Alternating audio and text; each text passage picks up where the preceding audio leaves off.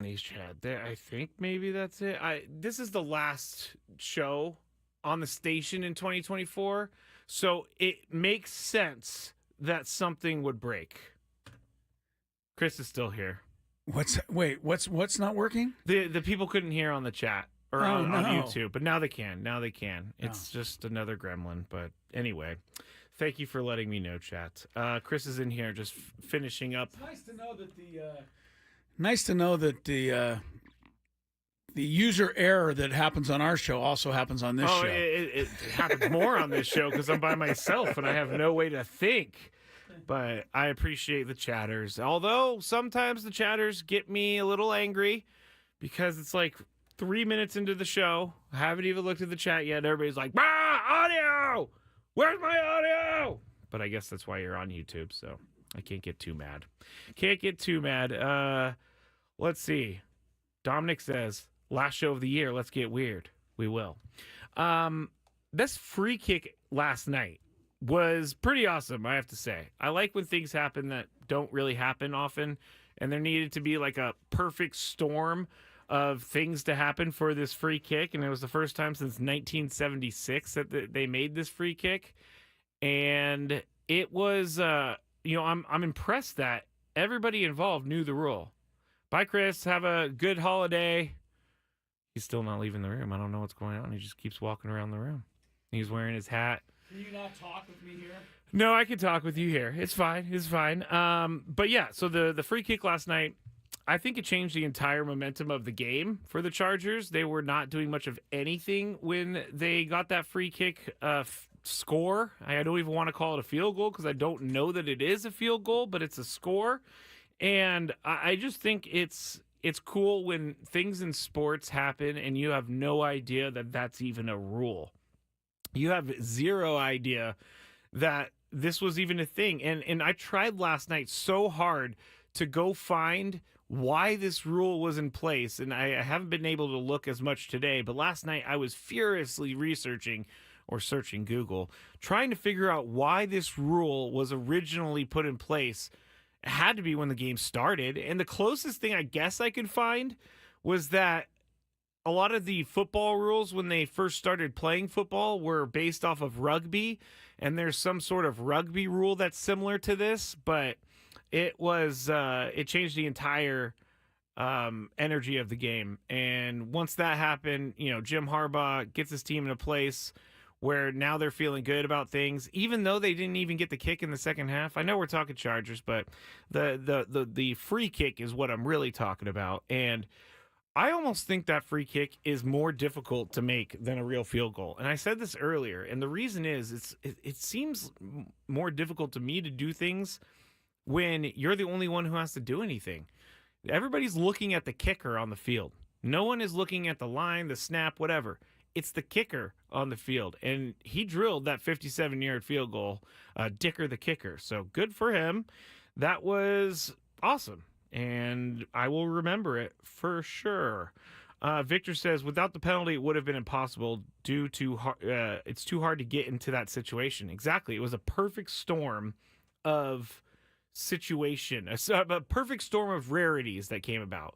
It was the end of the half, and there was a fair catch interference. So they had the choice whether or not they wanted to take a snap or if they wanted to kick it. And Jim Harbaugh apparently knew the rule, and he kicked it, and they made it. So, again, perfect storm of rarities for that to happen.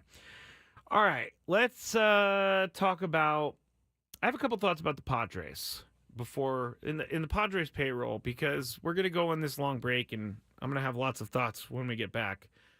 I've been really thinking about the Padres payroll. And I've been really thinking about all of the fans that are saying that if they don't spend this year, then it's kind of a slap in the face because the fans are there supporting the team financially and in spirit. And so the team should turn around and invest that money into players and into maybe coaches, things like that, things that better the field or better the product on the field. And I'm starting to go in the direction of that they need to get as close as possible to the luxury tax. The Padres are currently, as of this morning, they were at $190 million in payroll right now. And the luxury tax is $241 million. I'm not saying, again, that they need to go over the luxury tax, but I am saying the investment back into the team needs to be above $215 million. That gives you, and it's easy for me to say without knowing the financials and without actually having to sign the checks that make this happen. But with what you have going on with the Dodgers signing a bunch of guys and having a high payroll, and then you have the Giants who are seemingly going to attract more free agent interest because of Buster Posey taking over the team, and the Giants have money as well. And I really believe that you have to not keep up with the Dodgers, but you do have to spend. To make money, you got to spend money. And I fully believe that. And going into the year, I don't really want to hear the Padres say that they want to save money, and they'll never say it that way.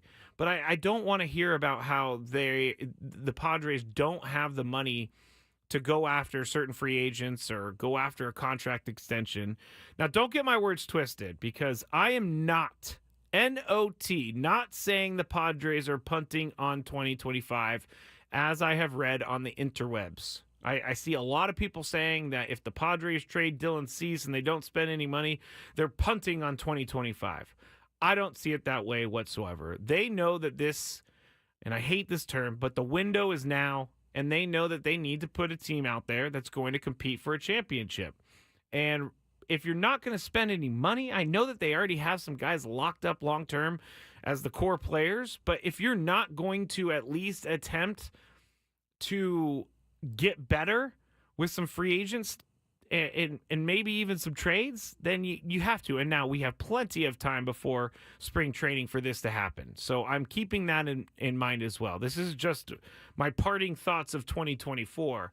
I just don't want to see a team go into next year and not really address the elephant in the room, which is the Dodgers got better and the Giants are getting better, signing Willy Adames to a long deal. There's rumors that the Giants are going to get Corbin Burns on the team, and so he would pair with Logan Webb. That would be hard to handle. Padres have players, they do, but they're in a certain contract situation that they need to be very careful and creative. But and that's what AJ does. AJ Preller is very creative. I think that if they come into the year around $215 or $220 million in payroll, I think that should be good. And again, it's so easy for me to spend money, but I really firmly believe that they are going to have to spend money to get into a same place with those other two National League West teams, the Giants and the Dodgers. And it's a delicate situation because we really don't know what the future plans are for the payroll, but AJ Preller, I think, is going to do his magic and somehow work that payroll to be a little bit lower, but also get the players that he needs in place by when the season starts. And one of the big five questions, was, do you think the Padres are going to make a major splash before we get back on January 6th? And both the guys said no, because AJ Preller does his work, February, and March. And so if we have to wait until February or March, we're going to have to wait until February or March. And that also is, teams are starting to see what they have and see which guys are going to compete for a major league spot on the roster. And so those are the times that trades can be made. And we saw it last year with Dylan Cease. We saw it when the season started with Luis Ariz. But I really think this is going to be an important year for the payroll of the Padres. You can't just sit there and watch. You have to do something. And again, I don't need them to spend a lot of money. As long as they're getting players that are good enough to compete with the Giants and the Dodgers, that's what I care about. I don't want the big name free agents. I don't want the Pete Alonsos. And if you're just tuning in, Christian Walker has signed with the Astros 3 years, I believe, $60 million.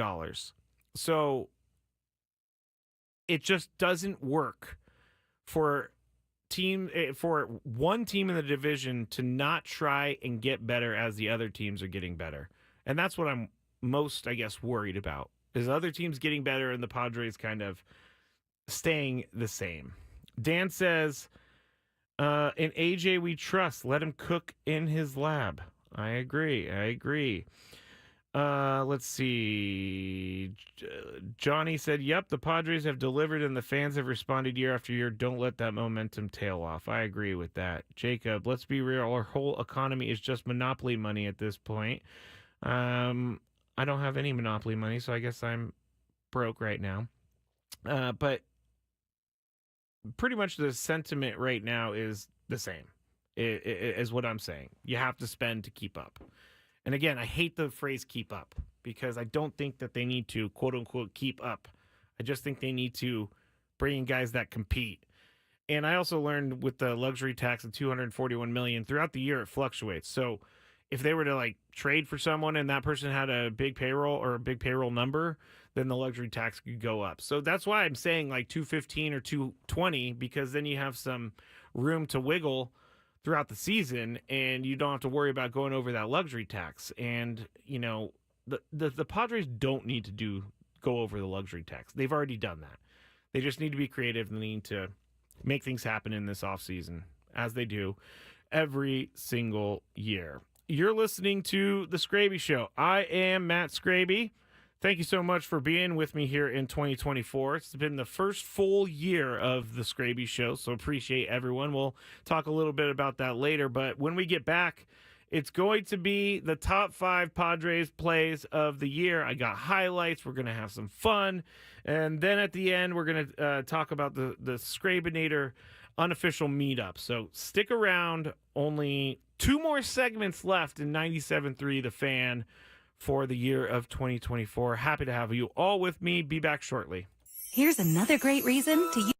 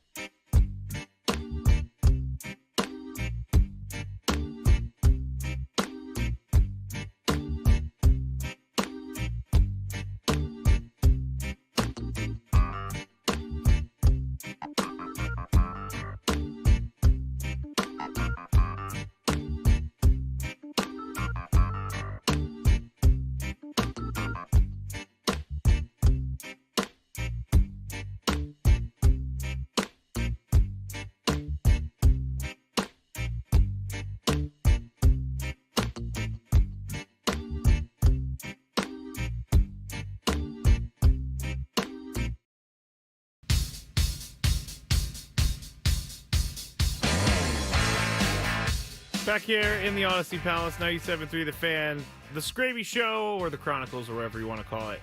You can watch on YouTube if you would like. Just go to YouTube and search 97.3 The Fan. You will see the live broadcast happening. I'm also on Facebook and on 97.3 The Fan's Facebook.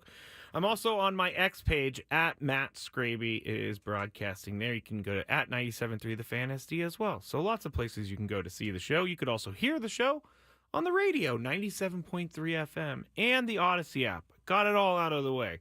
Mentioned every real way that you can listen. And in the break, I was reading some of the chats that came up when we were talking about how the Padres need to maybe spend a little bit of money here in the offseason instead of just standing pat. And I saw a comment about TV deals and how the Padres need a TV deal. And yeah, the Padres need a TV deal, but the TV deals are going away.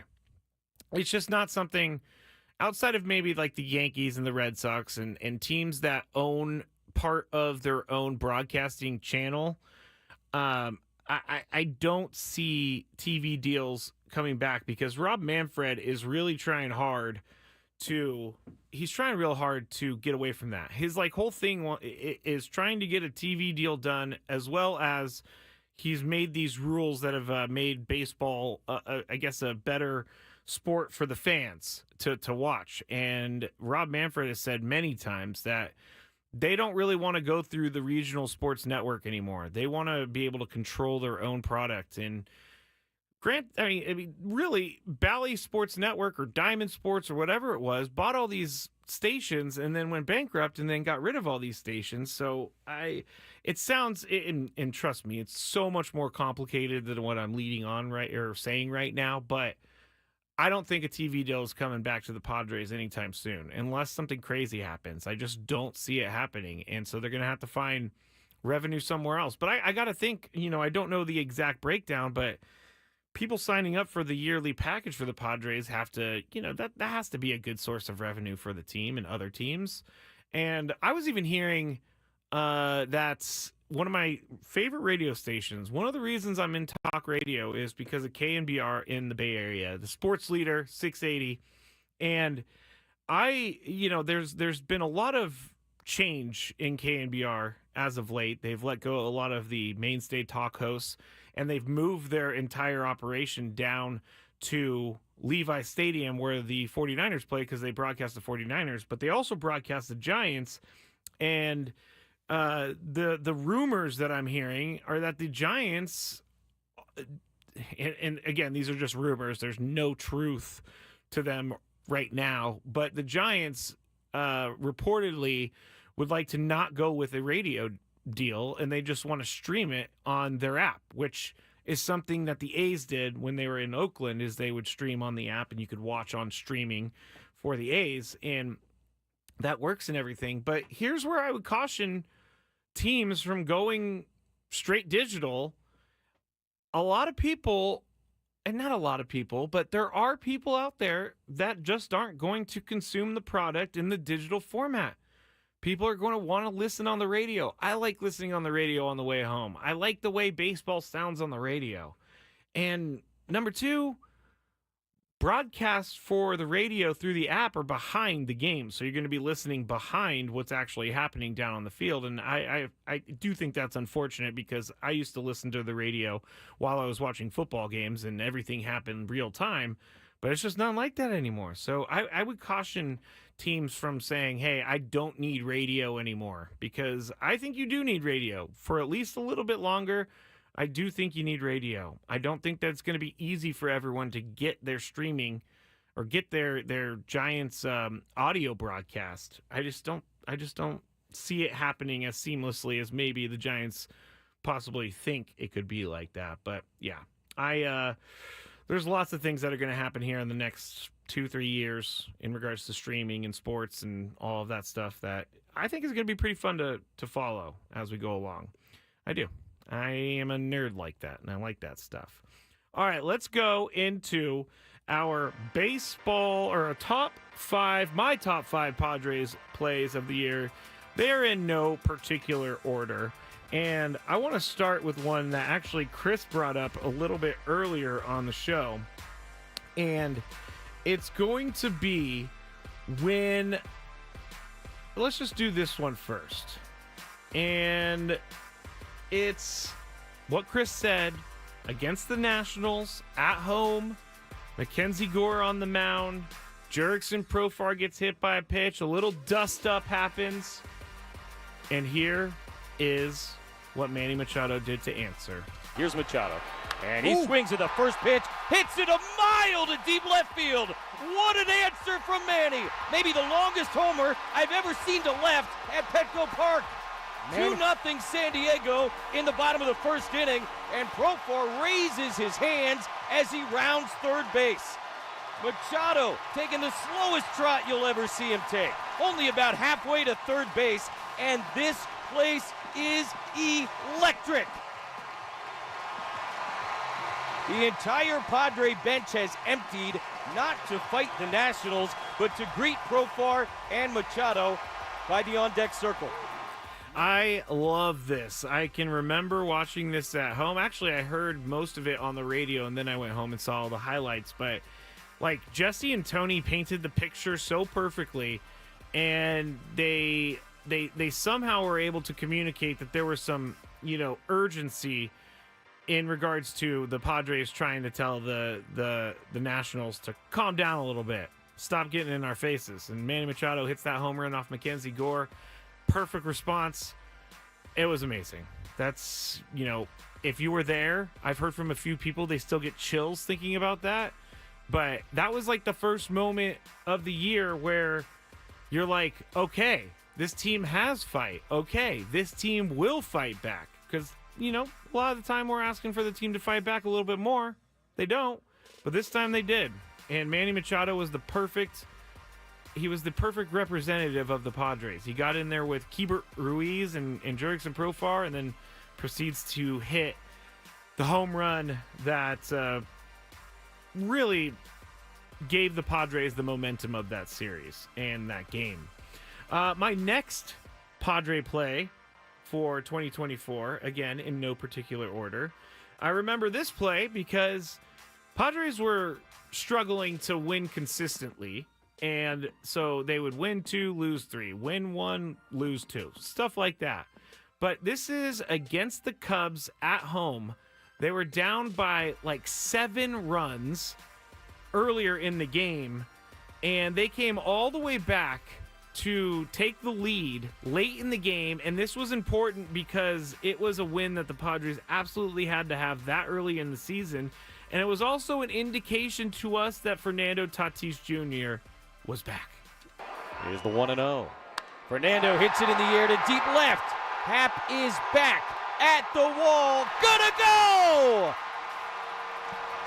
2-run homer, and the Padres lead it 9-8. And that was amazing because Fernando was fired up. I remember being fired up when that happened. It was perfect, and it was one of my favorite moments of the year by far when Fernando hit that home run against the Cubs because, again, we needed to see some sort of old form of Fernando, and we did in that moment. Now, it would take him a little bit longer to get going, but he did get going. Unfortunately, he got hurt, but he did get to a point throughout last year where we were like, okay, this is the Fernando we all know and love, and this is the guy that we need to stay with the team. He wasn't able to make an impact in the middle part of the season, but he did make an impact at the end of the season. Next Padre play from 2024. I mean, how could I not put in the second no-hitter of the Padres franchise history? Here's the 1-0. Abrams swings, lines it into right field. Johnson coming on. He's got it, and the ball game is over. Dylan Cease says no hit. The Washington Nationals.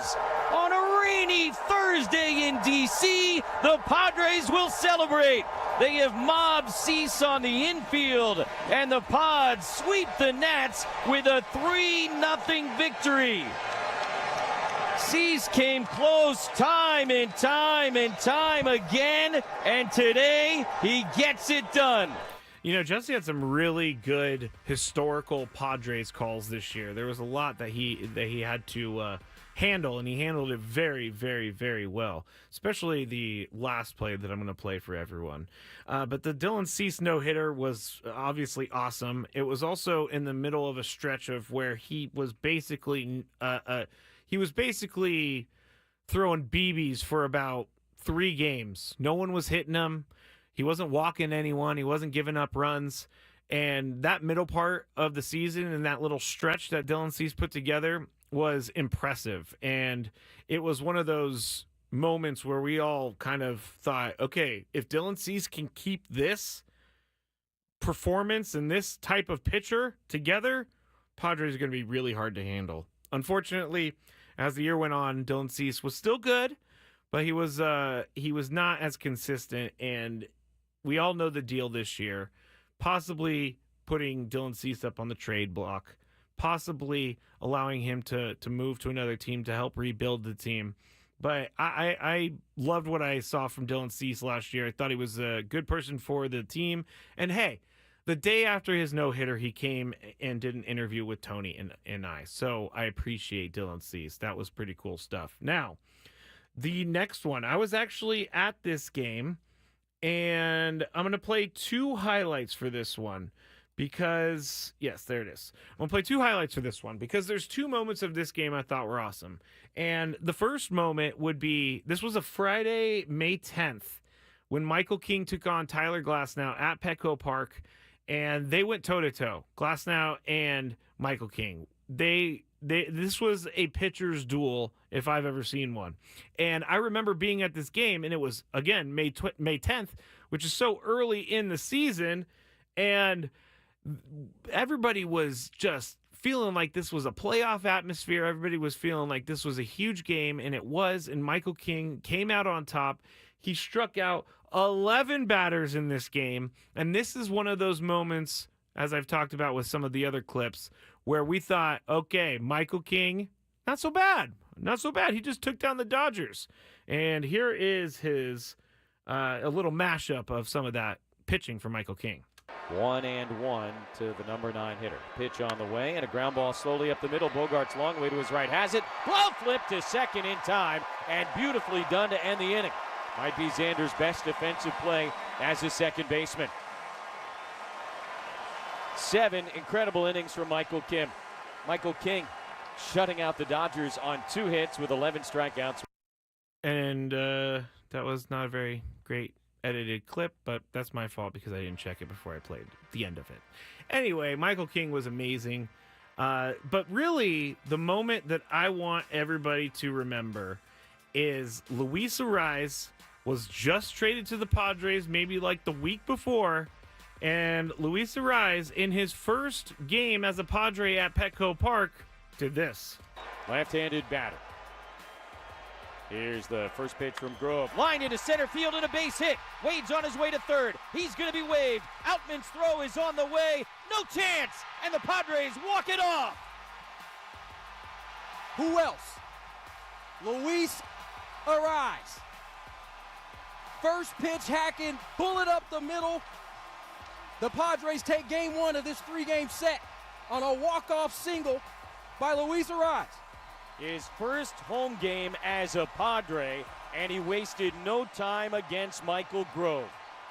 One of the most exciting games of the season and a great result as the Padres and the Dodgers. So, Luis Arraez, first home game as a Padre, and he ends up walking it off. I remember going down into the clubhouse after this game, and first off, it was funny that Michael King was getting dressed, and the media was kind of like congregating around his locker, and he all looked at us, and he didn't have any shoes on, and he said, hold on, guys, you can't do these things without your shoes on, which I thought was really funny.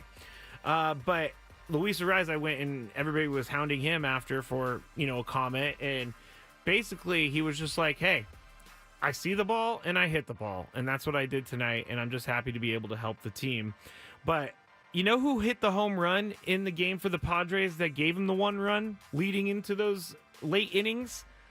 Luis Campusano hit the home run off of Tyler Glasnow, and they ended up winning 2-1 after that Luis Arraez walk-off. But this was a game, everyone. I remember being there feeling like hey, we got a good battle on our hands for the rest of the season.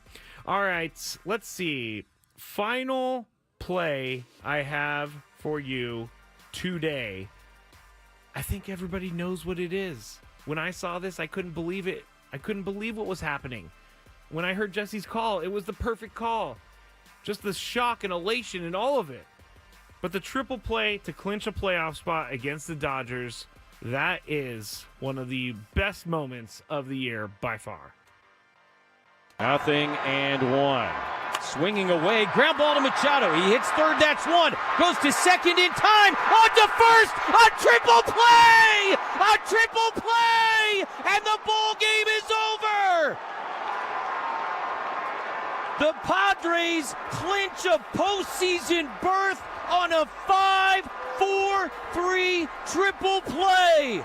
My favorite part of this story is that Tony and Mud had gone down to the clubhouse already to get ready to interview players for clinching a playoff spot, and they got down there and they realized that the bases, I can't remember if they were loaded or not, but the bases had some runners on.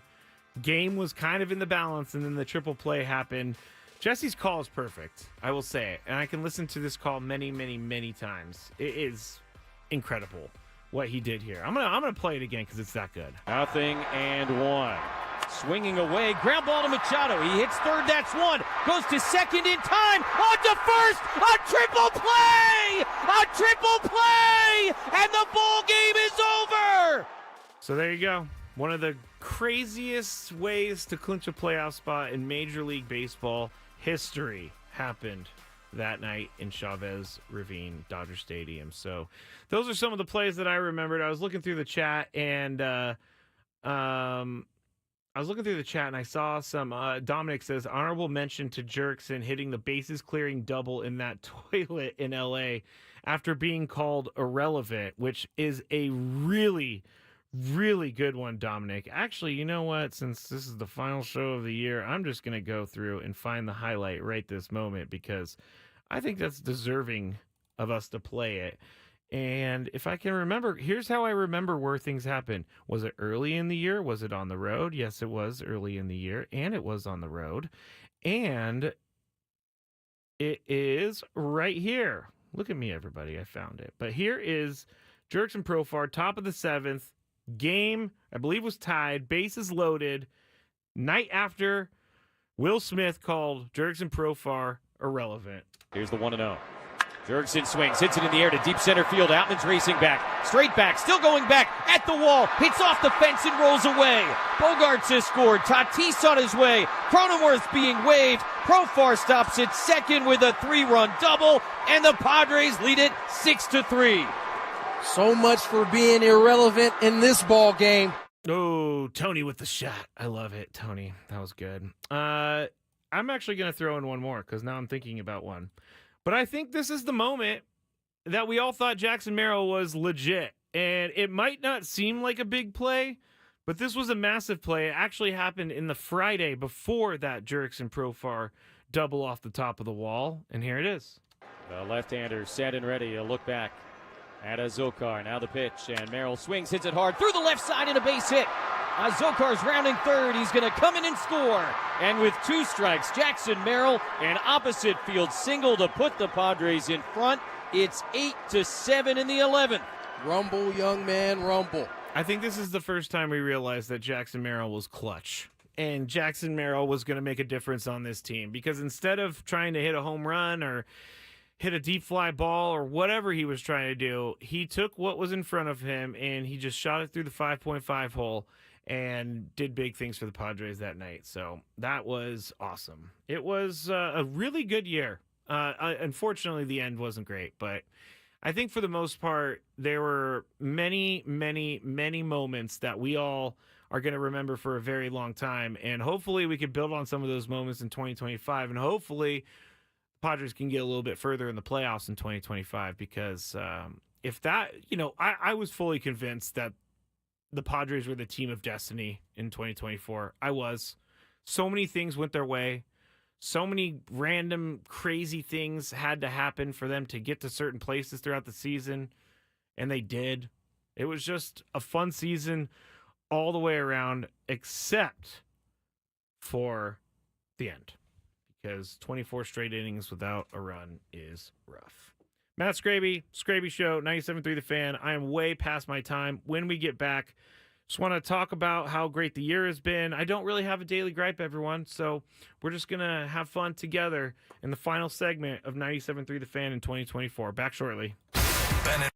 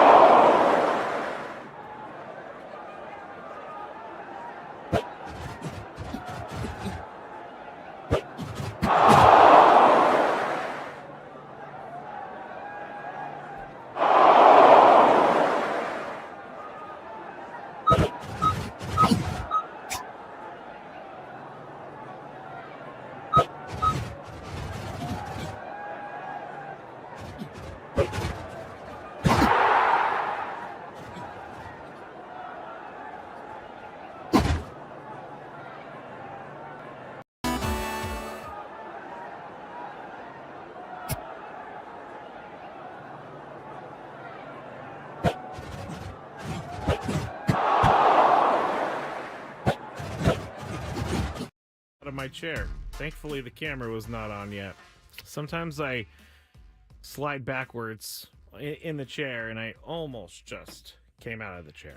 All right, that is me, Matt Skraby, back with you here, 97.3 The Fan. Final segment of 2024, and I would like to say that there is a hangout happening on Monday at 5 p.m., but it's an unofficial hangout. I don't want to say where it's at because I don't want any bad things to happen to me for promoting something that's not officially a station event. So what you can do is go to Discord, the Skraby Show Discord, and you can find it. Also, if you're in the chats or any other Discord, people are going to be able to let you know where this meetup is. I'm sorry I have to be so vague, but I do. I just wanted to notify people that there was something out there for you on Monday. Yes, if you're in the chat right now, or if you go to the YouTube chat, Katrina has nicely posted the information about that. And Katrina and Rod, I think they take the cake for best. I can't say best Skrabinators, but most helpful Skrabinators of 2024. It has been a really, really fun year, and I really was thinking about what I wanted to say on the drive down here, because that's mainly where I do most of my thinking is driving, so it's great that I don't do my thinking in a place where I can easily type it down. But anyway, I try to remember it. And this year, I guess I'll start it this way. Before this year, I was at a point in my life where I didn't know if I wanted to continue on with radio, or if I wanted to go look for something else, or what I wanted to do. And I was kind of stuck. I have a great job. I have no complaints about my job, no complaints about what I do. It was something that I wanted to do more. I wanted to build upon what I have learned and what I have done over the past 7 years here. And I did that the first time with 12 Games in October, the podcast about the Padres 2022 playoff run, which is still up there if you want to listen to it. It's the number 1-2 games in October. So I did that, and so I was coming to the end of last year thinking, like, man, what is the next step for me? And I had been really trying to figure out, soul searching, whether or not radio was my next step. And then it just so happened that Adam, my boss, came to me right before we went to break for the year, and he presented me with the idea of the Skraby Show. And I was so overly excited about doing this, and I spent the entire break last offseason like thinking of different crazy ideas. I went a little bit too far on some of the ideas, but I think the Skraby Show that you've been able to hear throughout the year is the Skraby Show that I'm going to build on. It's it has taken form through listeners and Skrabinators. I mean, I didn't go into the year thinking I was going to host 2 Skrabinator Padre games, which we are going to, or at least I'm going to try to do it again next year, and try to maybe get a game at night so that people who are unavailable during the day can go to the Skrabinator game. But I got to do 2 of those, which were great. I have been able to meet so many people this year, so many listeners, so many different San Diegans, and that's been awesome. And it's honestly been slightly overwhelming because I am, how do I say this? I'm not a person who I don't, what am I trying to say here? I don't like to put myself on a pedestal. It may sound like that sometimes, but in all honesty, I like to deflect a lot of different things. So it's been a little overwhelming with so many people saying nice things, which, poor me, boo-hoo. People are saying nice things about you. It's so hard for you to take nice things being said about you. But if you're out there and you know what that kind of anxiety is like, you understand. And throughout the year, become much more confident in this show. I've become much more confident everywhere else. And it's because of Skrabination and the Skrabinators. I came into the year not even having the Skrabinators. We leave the year with the Skrabinators, and that's awesome, and that's amazing, and it's something that I never thought would happen. I remember starting as an intern back in 2000 and what was it? Probably 2016. I wasn't making any money, and I didn't make any money for like the first 3 years I was working radio, and I thought, man, am I ever going to get to the point where I'm on the radio? Am I ever going to get to the point where I have my own show?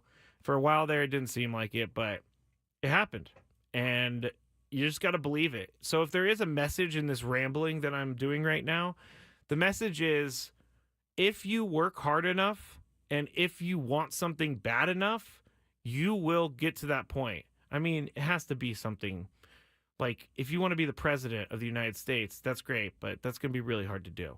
Do something that isn't as hard as being president of the United States. And if you do want to be president of the United States, don't let me stop you, because I shouldn't stop you from being president of the United States. But this whole year has been an eye-opener for me, and this whole year has been a reassurance that I am on the right path.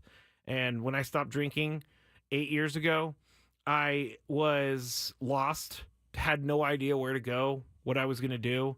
And now I'm on a good path. And it's because I found my way here. One of the things I tell people all the time too is take the roads that are in front of you. If you're hyper focused on one thing, like, this is weird, I'm going to bring this up, but actor Matthew Lillard recently came out. He was in Scream. And other things. He recently came out and said he had the chance to be on Dancing with the Stars when it was super popular, but he didn't want to do it because he thought it would affect his ability to get an Academy Award. So looking back, he said, I should have done it. It would have made me more popular. I would have got more movie roles. But he wanted to stick to his path. And he said he should have taken the roads in front of him.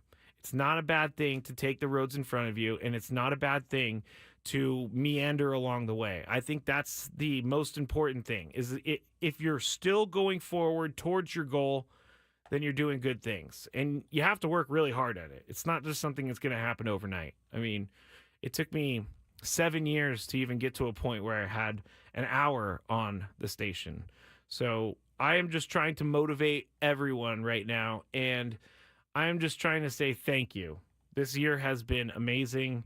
I appreciate everyone, and I really, really do think that if I didn't have this opportunity this year to do this show and to expand my role at the station, I don't know that I would be doing something else with my life. I wouldn't be here because I just didn't know where to go. But it all worked. It all fell into place, and it's all because of so many great people around San Diego. What's annoying Skraby today? Let's find out. It's time for the Daily Gripe. P.S. said, cue up Journey, don't stop believing. My daily gripe, there's no daily gripe. I guess my daily gripe will be my parents' dog. It goes to the bathroom in front of my door, and I almost stepped in it the other day. So that was great. I almost stepped in some excrement. That's bad. Daily gripe. There you go. Mostly it was an anti-daily gripe. I think someone said that on the chat. Thank you to everybody. Gonzo says the universe tends to unfold as it should. That is very correct. Thank you to everybody tonight for joining us all year long. I can't say it enough. I appreciate you. I will see some of you on Monday. Have a great night. Have a great break. Be safe. Don't do anything stupid. We'll all talk to you on January 6th.